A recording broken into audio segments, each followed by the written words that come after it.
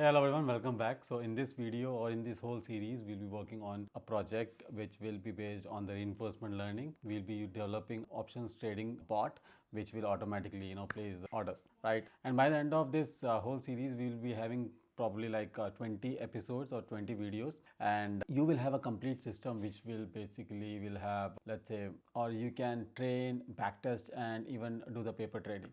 So maybe we can check into using the APIs. I think we will need the APIs, but then yeah, this will be the whole project, right? So stay tuned. I think this project will be really good for you to understand how the reinforcement learning works, how the options trading bot is developed, right? We'll work on the overall systems architecture and how the reinforcement learning fits into options trading, right? And then I will help you to to structure the overall project. Like we will create the files and the folders, and then last but not the least, I will push this code into the GitHub. So we will also work on the GitHub repository, how to create the repository, and then how to push the code, and then maybe you can later on come and check the code as well, right? So let me first give you some, let's say, a background, or let's say first let's work on the architecture itself. Okay, let's first understand the architecture like I mentioned. So we will have first the historical data, right? So in this historical data, so this will be used to train the reinforcement learning model, right? And then we will have feature engineering. It's more like creating the data to use for the reinforcement learning. And then we will have the gym environment, or let's say we will have reinforcement learning environment, right? Or I'll just mention gym. After this, we can create a PPO agent, right? So what this PPO agent will do, it will learn from the let's say the mistakes, or yeah, learn from the mistakes, right? We will discuss more detailedly on this, but then majorly it will create a profitable, let's say, the trades, or it should create a profitable trades based on the past experience, right? Then we have backtesting. So this for this backtesting, we will be working, I mean, we will give a fresh data to the let's say this engine, or let's say the backtesting engine, so that it gives us accurate information, or let's say the data, yeah, to trade. Then we will create a live data feed, right? Or we call it, let's say, a pipeline. And then last but not the least, we will connect with an API if possible, and probably there are a couple of APIs which I think are free for paper trading. Okay, so this is the architecture. Now what we will do, so I already created, let me share the screen. So I already created this folder in the projects folder. So we have rl-options-trading bot, right? I'm already inside this. So what I will do first, let's go to the GitHub repository and then create this repository, right? So let me go to the first. I don't know if you can see my repository. No, repository is new repository. Okay, so this is the repository that I'm creating. So we have this RL options trading bot, right? For the description, let's say I am adding this one, reinforcement learning options trading bot, the YouTube series. Rest you don't need to do anything. Why? Because we will be creating the readme file from the terminal, and then visibility, let it be public, because then you will be able to access this code. Then we have no git ignore. So again, the ignore file or get ignore file or git ignore file we will create with the help of terminal, right? So let's create. We could have done this with terminal, or let's say command line, but then I mean, yeah, it's totally up to you, right? So we have this terminal now, right? Now let's connect this terminal, or yeah, sorry, not the terminal, but we have this repository now, right? Now let's create this. Let's first create, we have to connect this folder with the git as well. So let's say init git, it's other way, git init empty. So it has created a git folder. So basically that will have all our commands, and also basically it will have the configuration to know our git is connected with the GitHub, or local folder is connected with the GitHub. Now what we need to do to connect it, let me go back to the GitHub repository, and then we need this one, right? So what it will do, this will connect your repository, I mean this repository, with the local folder, right? So this one. Now what we will do, we will create couple of things. One is we will create the readme file which will have the information about the overall project, which we will keep on updating.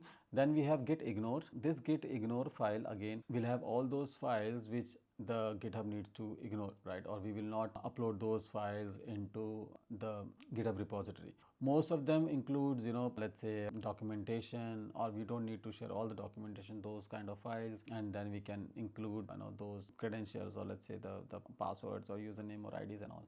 So we can ignore those kind of files which are confidential, right? So let me first add the readme file. So we have readme file. Let me also download the official git ignore, right? So this one. Then let me create the folder structure as well. So if you see right now, we don't have any folders over here. So let's say dir src, which will have our most of the codes for the reinforcement learning. Then we have mkdir. So mkdir is like make directory. Then episodes. So these episodes will be like, the number of episodes or the videos that we have.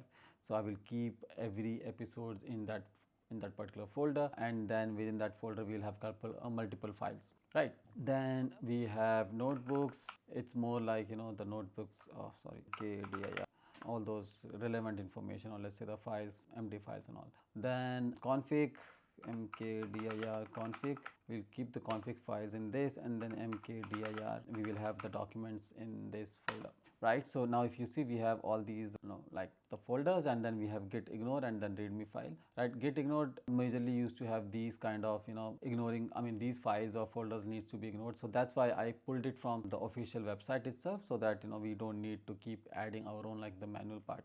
It will have all the most of those ignoring all the files or folders which needs to be ignored, right? So okay, now this is done. Now let's commit and push. So basically we need to move the, I think I have a video about this git overall, about the git series. I'm not sure, but I remember I did create it. Okay, so we will do the git add. So we are moving it to the staging area. Warning. Okay, now let's move this, let's commit this so that it can be. Now if you see, I'll just show you what we are doing. Sorry. So if you see right now, we don't have any files, right? We don't have anything right over here, not the issues, but this one. But now as soon as I commit it, or let's say as soon as I push it, not this one, but commit it or push it, it will go to the GitHub repository. Commit. So we have created these two files. Let's check. Nothing. Good. Now let's create a branch. Git. So main branch is, we are making it as main. So branching is majorly comes into effect when you have, let's say, a code in the development phase, and then you want to move it to the prod, or even there are a couple of small changes that you need to do in the GitHub, or let's say in the project, but then you're not sure whether it's a good code or not, so you need to test it. So in that kind of scenarios also the branching works. And then again, if you are a part of a big team and you guys need to merge everything together, but then it should be in a proper way, so the branching helps in that kind of scenario. Right, now let's push this to the GitHub repository. It should work, right? Because last time what happened, just for the demo part, I was creating this repository, and then I created this MD file, right? The readme file in the repository, and then it was asking me to first pull the data, or let's say pull the files from repository and then push it. So I made sure that, I don't do that mistake. Okay, so now if I go back to the repository, you will see these two files.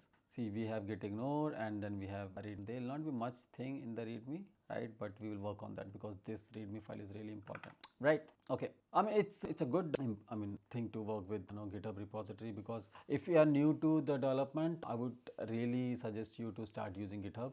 Because if, for an example, if you want to roll back something, or if you want to go back and see what changes you made, that will really help you out for the GitHub. So it's mostly like a GitHub repository, but nowadays it is also being used for the hosting part. But I'll not make you confused, or I'll not confuse you, right? There are many ways of using GitHub now. And if you ask me why I used this it's basically sets the remote tracking, so that the future pushes needs only git push, right? You don't need to do all these things in the future pushes, right? So did I push everything, or was it only yeah, anyways. So this is all in this video. I do not want to jump in and start everything all together, but then what we learned in this video is most majorly the architecture of the project that we will be working on, and then how to create these project folders, how to set up the GitHub repository. The thing that I created is a very small part of the big chunk of how to set up your GitHub repository. There are many things that you need to do. If you really want to understand the GitHub, please do let me know. I think I do have a full video or the series that I created, but then I did not upload it. I think probably it was last year, right? And then we also saw that how to push the code.